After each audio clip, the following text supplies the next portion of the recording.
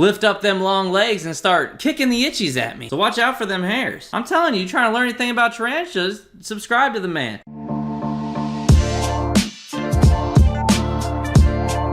I'm Louie, flexing pythons, and at the time that I'm recording this video, I am a beginner tarantula keeper. So this is my curly hair. Oh, he's leaving. He's gone. I might as well just put this back. Thanks for leaving, dude. Well, showing off for this video went great. Anyways, I have him, a curly hair, also known as the Brachypelma alpapalooza. The Brachypelma alpapalooza. Have someone that's good at it do it instead. You didn't know this was a collab, but I appreciate it. And then I also got a sling back there. I just learned the term sling, and now I'm slinging it around everywhere. So since I'm a beginner tarantula keeper, I figured when the Tarantula Collective came out with this video, he came out with it for me. 93.3 thousand subscribers, so it might be for some of them too, but it's mainly for me. If you haven't already, make sure you go check out the Tarantula Collective. A link to his channel is gonna be down in the description below, as long as a link to the original video. So Richard, you gotta help me avoid being a sucky tarantula keeper. Let's see. Today we're talking about some common mistakes that new keepers make when keeping tarantulas and how you can avoid them, so keep watching. Now everyone starts at the beginning, and we all make plenty of mistakes. If you're guilty of making these mistakes, don't feel bad. I'm not judging you. In fact, the majority of these mistakes I've made myself. By the time I'm recording this video, I want us to have had the tarantulas for about 3 weeks. I'm really hoping I didn't already make some crazy mistakes and ruin their life. I'm not someone that impulse buys, but out of everything, I would consider the tarantulas the closest to an impulse buy. So I'm trying to learn rapid fire, baby. Let's go. And the first common mistake is not using enough substrate. Is that the Arizona Blonde? A lot of people recommend an Arizona Blonde to be your first tarantula if you're a beginner. I know it sounds like a cliche at this point. You see it all over the internet. Needs more substrate. Your tarantula enclosure needs to be filled at least halfway with substrate. And a lot of people new to keeping tarantulas only provide an inch or two. And there's two reasons for this. One is that most terrestrial tarantulas like to burrow. It makes them feel safe and secure. It's part of their natural behavior. So don't rob them of that. The second reason is for safety. If a tarantula falls while they're hanging on the very top of the enclosure, the last thing you want is a heavy-bodied tarantula hanging from the top of the enclosure to fall a great distance. That's good stuff. That's stuff that I need to hear, because I wouldn't originally thought about, because I just figured they stick on everything. I did hear it before from someone, but no one explained as to why you don't want to leave too much room for them to climb up there and stuff.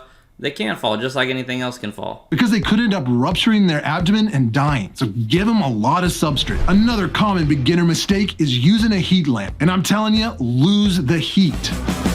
I've never heard about using a heat lamp, so I have not made this mistake, which is great. It easily could have happened. I got heat lamps for all kinds of things. I got heat mats, reptiles, right? Luckily, I have not heard use a heat lamp.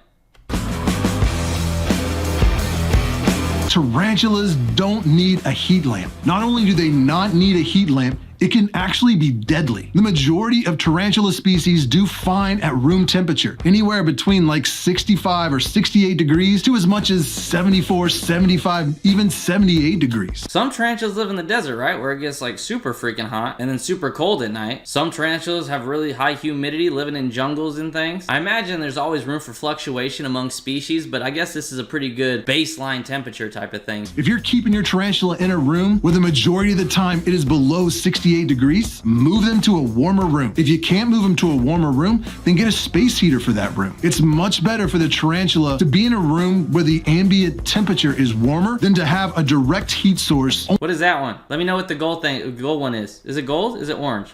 I don't know. That thing is cool looking. Issue with heat lamps is one, they will remove all humidity. The second reason is because, I don't even know why, but tarantulas seem to be drawn to the heat. So if you have a heat lamp on top of the enclosure, more than likely the tarantula is going to crawl up and just hang out right underneath there. They're not like reptiles where they will move back and forth to regulate their body heat. So please lose the heat lamps. So definitely make sure you're not using any direct heating source. If you're going to do anything, if you got to warm it up a little bit, space heater. The majority of my tarantulas, I never miss them. Just provide them with a shallow dish filled with water, and they're going to be fine. The only exception is small spiderlings and some arboreal tarantulas. I will mist some water onto their webbing, since webbing is waterproof, and those droplets will just hang. I didn't know webbing is waterproof. That's good to know. But that is good, because if someone told me, hey, this is a tropical tarantula, I would treat it like a snake, probably. There, the tarantula can come and take a drink. But for many years, there was some bad care advice regarding avicularia and carabina, where people suggested misting at least once a day, sometimes 2 to 3 times a day. And all that really accomplished was creating a very humid, stagnant environment inside those enclosures. So a more moisture-loving tarantula, you could probably get away with misting it once or twice a week if needed. But this misting 2 to 3 times a day like it's some high humidity needing reptile is not just bad, it's dangerous. You don't want to kill your tarantula. So it's good to know, don't mist it. Unless it's one of those species that needs it. Another mistake or misconception is about lighting. Lights are not necessary. You look around, I've got lights on all of my enclosures. Lights are not necessary for enclosures, but they can make them look cool. And I prefer to use LED lights because they don't use a lot of energy, so they're much cheaper than other lights, and they don't put off a lot of heat, so they're not dangerous like other lights. Now, this issue doesn't pertain just to new keepers, but it seems most common among people new to the hobby, and that is putting a tarantula on your face. This is a bad idea for many reasons. One, tarantulas don't like to be held, so they're not going to be happy about you handling them. Two, depending on what type of tarantula you have, it can lead to some serious issues. Old world tarantulas have some potent venom, and if they're crawling around your face and get startled and bite, that could be very painful and cause some serious swelling on your But let's keep watching just in case getting bit in the face didn't scare you off. face. Most New World tarantulas have urticating hair, which typically just cause some itching and burning, maybe leaves a little rash. But if those hairs were to get into your eyes, nose, or mouth, or worse, if you were to breathe them in and they got into your lungs, it could cause some serious medical issues. You don't want to have to go to a doctor to have them surgically remove urticating hairs from your eye because you thought it'd be cool to get a cool picture with a tarantula on your face for Instagram. Respect your tarantula, respect their safety, and respect your own safety, and don't put tarantulas on your face. It's not a good idea. So I didn't know about these hairs until one of my friends actually told me about them, and the whole time we're like holding it, and I had no idea that they could flick hairs. No idea. Now I know about these hairs. I've had a talk with my tarantulas. I said, hey, you gonna flick hairs at me? I'm gonna flick something at you feel me? But really though, I would say the majority of people don't know about these hairs.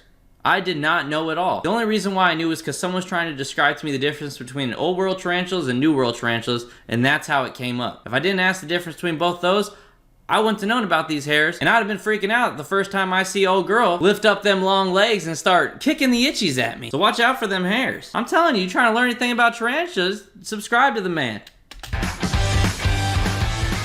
This video is running a little long, so I'm going to split it up into 2 parts. Part 2 will be out in just a few days. Well, you heard it. There's going to be a part 2. Guess what we going to be doing? So if you enjoyed that, please go check out the Tarantula Collective. Richard, he's almost 100,000 subscribers. He definitely deserves it. Quality's amazing. The content is just great overall. Don't use any direct heat source on your tarantulas. As well as having a pretty high ground for tarantulas so that they don't go upside down and climb on the enclosure and fall from too high of a distance and end up killing themselves or hurting themselves real bad. Make sure you give them enough substrate because a lot of them like to burrow and things like that. I might be adding some more substrate over there. Don't put tarantulas on your face because you're gonna get the itchies all up in your eyes. If you have contacts, you change your contacts once, you touch anything like salt or anything, get that in your eyes.